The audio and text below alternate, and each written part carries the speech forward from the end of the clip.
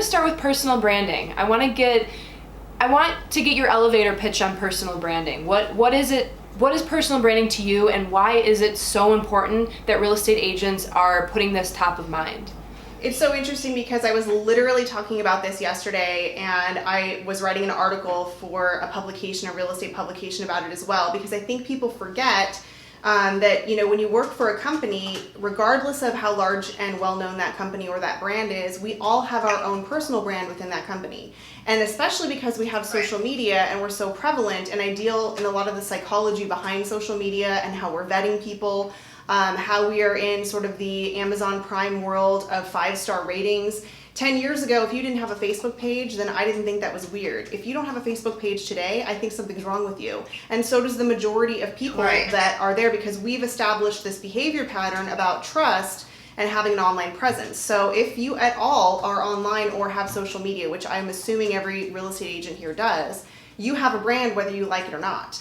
And what you comment on, what you like, who your friends in common are, those are all credibility factors now. So it's not just reviews. So that's why we have to really be focused on what we're putting out there, and we have to be consistent because consistency is going to build your audience and your credibility. The frequency, once you get into that consistent and you can do more frequent, that will accelerate the audience.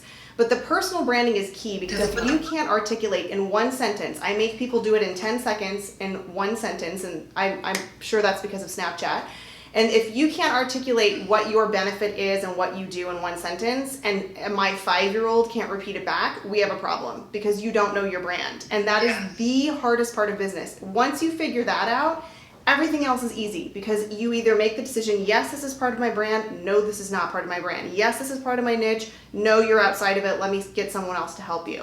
So it's really, really tough. And I developed mine when I started doing my show. And now it's my one-liner that I do. And you know what? Nobody remembers what your company is, where you work.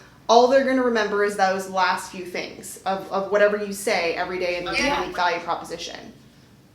Yeah, and I've noticed too, the videos that you do, they're like no more than 4 minutes long.